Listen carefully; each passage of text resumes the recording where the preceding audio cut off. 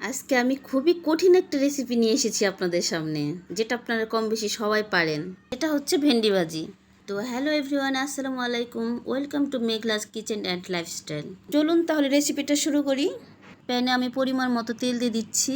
তেলের ভিতরে হলুদটা দিয়ে আমি ভেন্ডি ভাজিগুলো ঢেলে দিচ্ছি। এটাই হচ্ছে আমার গোপন টিপস। আপনারাও এইভাবে ভেন্ডি ভাজি করার সময় হলুদটা আগে দিয়ে দিবেন, তাহলে ভেন্ডি ভাজির টেস্টটা দ্বিগুণ বেড়ে যাবে। তারপর আমি এর ভিতরে পেঁয়াজ মরিচগুলো দিয়ে দিচ্ছি, সাথে স্বাদ মতো লবণ অ্যাড করে দিচ্ছি। তারপর কিছুক্ষণ নেড়ে চেড়ে আমি ঢাকনা দিয়ে ঢেকে দিব।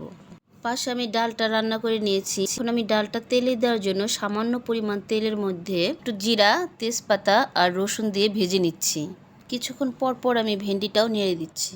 রসুনটা ভাজা হয়ে আসলে এর ভিতর আমি ডালটাও ঢেলে দিচ্ছি। তো আমার ডাল রান্নাটা শেষ। আরেকটা টিপস শেয়ার করছি। ভেন্ডিটা হয়ে আসলে লাস্ট পর্যায়ে আমি এখানে কিছু পেঁয়াজ কুচি দিয়ে দিচ্ছি। পেঁয়াজটা দিয়ে ভালোভাবে নেড়ে চেড়ে আমি ভেন্ডি ভাজিটা নামিয়ে নেব। এভাবে রান্না করলে কিন্তু ভেন্ডি ভাজির টেস্টটা অনেক বেড়ে যায়।